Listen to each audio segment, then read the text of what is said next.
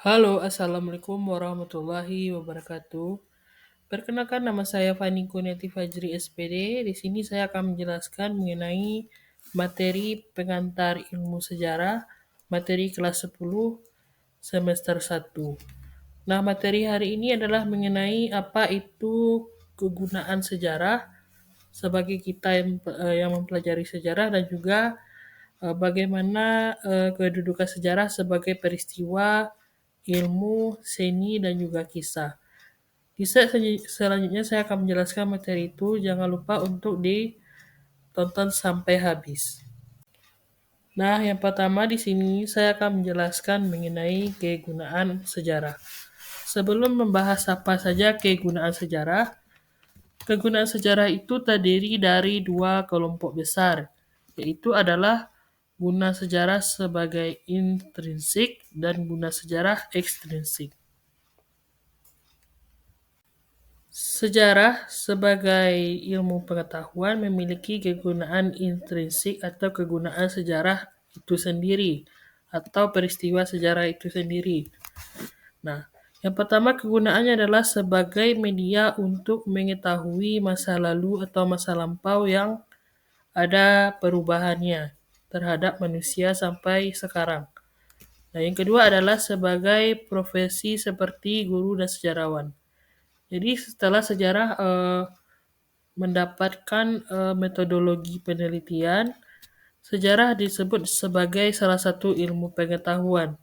Sehingga banyak sekali orang yang pelajari sejarah sebagai untuk mendapatkan profesi-profesi tertentu seperti guru dan juga sejarawan. Nah, sekarang kita akan membahas kegunaan intrinsik sejarah itu sendiri. Yang pertama adalah pendidikan penalaran. Nah, dengan mempelajari sejarah secara kritis dan juga menulis sejarah secara ilmiah, kita akan terdorong untuk meningkatkan daya nalar kita. Jadi kita bisa memprediksikan kalau kita melakukan A, akibatnya B. Jadi ini adalah hubungan kausalitas. Nah, selanjutnya adalah pendidikan moral. Jadi sebuah peristiwa sejarah yang kita pelajari itu kan pasti memiliki tokoh atau manusia dalam peristiwa itu. Setiap manusia itu pasti memiliki sifat yang baik, buruk, atau yang jahat. Nah, yang harus kita teladani sebagai manusia zaman sekarang harus meneladani sifat baik dari suatu tokoh tersebut. Selanjutnya adalah pendidikan kebijakan. Nah, maksudnya pendidikan kebijakan ini mengacu kepada pendidikan politik juga. Jadi setiap manusia dalam peristiwa sejarah itu pasti memiliki gagasan dalam suatu peristiwa. Contohnya adalah pada peristiwa Rengas Dengklok. Nah, peristiwa Rengas Dengklok itu kan peristiwa yang terjadi antara golongan muda dan golongan tua setelah mendengarkan berita kekalahan Jepang dari sekutu. Nah, apa pendidikan kebijakan di sana? Yaitu golongan muda menculik Presiden Soekarno, Muhammad Hatta, dan juga Ahmad Subarjo ke Rengas Dengklok. Mereka di sana mendesak para golongan tua untuk segera memproklamasikan kemerdekaan Indonesia tanggal 17 Agustus. Nah, kebijakan di sana bisa kita ambil yaitu untuk mengambil suatu keputusan harus dengan kebijakan yang tepat dan dengan penuh tanggung jawab. Nah, selanjutnya peristiwa sejarah yang ketiga adalah sebagai pendidikan politik. Jadi di dalam satu peristiwa sejarah banyak sekali peristiwa sejarah itu mengandung unsur politiknya. Nah, unsur politik itu telah terjadi sejak zaman dahulu kala. Jadi dengan mempelajari peristiwa sejarah kita zaman sekarang bisa melihat bagaimana pola politik sejak zaman dahulu kita terapkan ke kehidupan kita di zaman sekarang. Selanjutnya adalah pendidikan mengenai perubahan. Nah, sejarah itu adalah ilmu yang mempelajari peristiwa masa lampau yang hanya mengalami perubahan saja. Jadi tidak semua peristiwa yang ada pada masa lampau itu bisa dijadikan sejarah. Tapi yang hanya memiliki perubahan saja yang bisa kita bahas. Contohnya adalah peristiwa Revolusi Indonesia. Jadi setelah Indonesia merdeka, itu Sekutu dan juga Belanda datang lagi ke Indonesia untuk meminta atau menjajah Indonesia kembali. Nah, perubahan yang terjadi adalah setelah kita merdeka, ternyata kita masih dijajah. Nah, revolusi Indonesia ini terjadi di kurun tahun 1945 sampai 1950. Nah, selama revolusi ini banyak sekali pertempuran-pertempuran gerilya yang terjadi di seluruh pulau Indonesia. Mulai dari pertempuran Medan Area, Bandung Lautan Api, pertempuran Ambarawa 5 hari di Semarang, pertempuran di Surabaya, dan pertempuran lainnya. Nah, akhirnya Belanda dan juga Sekutu mengakui de jure dan de facto Indonesia melalui banyak perjanjian, mulai dari perjanjian Linggarjati, Rumroyen, perjanjian dan lainnya. Akhirnya Belanda dan Sekutu mengakui kedaulatan Indonesia setelah konferensi Meja Bundar. Nah, perubahan apa yang bisa kita lihat? Bahwa Indonesia mempertahankan kemerdekaan itu dengan sangat penuh dengan titik darah penghabisan ya. Jadi banyak sekali para pahlawan revolusi Indonesia yang meninggal pada masa revolusi Indonesia. Itu contoh perubahannya. Nah, sekarang kita akan membahas apa sejarah itu sebagai peristiwa, sejarah sebagai ilmu, sejarah sebagai kisah, dan sejarah sebagai seni. Sejarah sebagai peristiwa adalah proses sejarah dalam aktualisasinya. Hal ini berarti sejarah sebagai peristiwa objektif karena peristiwa sejarah sebagaimana terjadinya, murni sebagaimana terjadinya. Ciri-ciri sejarah sebagai peristiwa adalah abadi, unik, dan juga penting.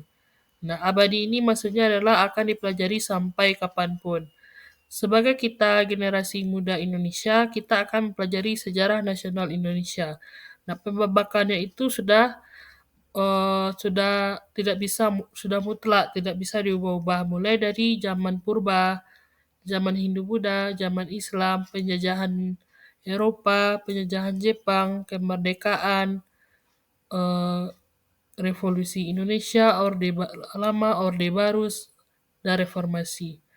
Terus unik, maksudnya adalah suatu peristiwa itu dengan peristiwa lain memiliki khasnya sendiri, tidak sama dengan satu peristiwa dengan peristiwa lain. Yang ketiga adalah penting. Jadi peristiwa itu dianggap penting karena perubahannya. Jadi tidak bisa eh, semua peristiwa itu dijadikan sejarah. Selanjutnya adalah sejarah sebagai ilmu. Sejarah sebagai ilmu harus memiliki syarat sebagai berikut. Yang pertama adalah sejarah itu harus bersifat empiris. Empiris itu maksudnya harus ada sumber sejarahnya, harus ada tokoh sejarahnya. Maksudnya adalah bukti-bukti sejarah itu, sejarawan merekonstruksi sebuah peristiwa itu harus dengan berdasarkan bukti-bukti atau sumber sejarah. Nah, sumber sejarah ini biasanya ada sumber lisan dan juga sumber benda. Sumber benda contohnya adalah Candi Borobudur, Masjid Demak, Benteng Fordeko, Lobang Jepang. Nah, dengan bukti-bukti atau sumber sejarah ini, sejarawan akan menginterpretasikan apa yang terjadi di peristiwa itu. Nah, bukti yang kedua adalah sumber lisan. Nah, sumber lisan ini didapatkan nanti dari pelaku sejarah atau saksi sejarah di peristiwa itu. Selanjutnya adalah dengan harus ada tokoh penggerak atau tokoh penggerak sejarah itu sendiri. Selanjutnya adalah sejarah memiliki metode penelitian. Sejarah sebagai ilmu untuk dikaji itu harus memiliki metodologi atau memiliki metode untuk meneliti sebuah peristiwa sejarah. Terdiri dari proses heuristik, pengumpulan sumber sejarah, terus kritik sumber, interpretasi atau interpretasi, selanjutnya adalah historiografi. Selanjutnya adalah sejarah harus memiliki objek kajian. Nah, sejarah sebagai ilmu pengetahuan harus memiliki objek kajian sebagaimana ilmu pengetahuan lain. Kalau ilmu pengetahuan lain seperti ekonomi itu dia harus membahas mengenai uang atau kebijakan di bidang ekonomi. Terus kalau sosiologi membahas mengenai perubahan dalam struktur masyarakat sosial. Nah, kalau sejarah sebagai ilmu, objek kajiannya adalah suatu peristiwa masa lalu yang ada mengalami perubahan, dan juga objek kajiannya adalah manusia di dalam peristiwa itu sendiri. Nah, contohnya adalah pada peristiwa BPUPKI. Nah, itu kan peristiwanya membahas tentang pembentukan dasar negara Indonesia. Siapa saja manusia yang ada di sana? Yaitu Bapak Insinyur Soekarno, Supomo, dan juga Muhammad Yamin. Nah, itu dia objek kajiannya. Nah, peristiwanya adalah pembentukan dasar negara. Nah, selanjutnya adalah sejarah sebagai kisah. Sejarah sebagai kisah ini maksudnya adalah sejarah itu kan membahas peristiwa masa lalu ya. Jadi dan bisa dibangun kembali dengan adanya penelitian sejarah. Nah, kisah ini dimaksudkan adalah sebagai fiksi. Jadi kita sejarah itu tidak hanya sebagai ilmu, jadi bisa juga sebagai fiksi. Contohnya adalah pada karya-karya historiografi pada zaman dahulu. Salah satunya adalah Kitab Pararaton. Nah, ini menceritakan di mana ada Raja Singosari yang bernama Ken Arok menikah dengan Kendedes. Nah, itu sebagai kisah. Jadi kita bisa melihat kisah-kisah pada masa lalu dengan cara fiksi, dengan nggak seni penulisan gitu ya.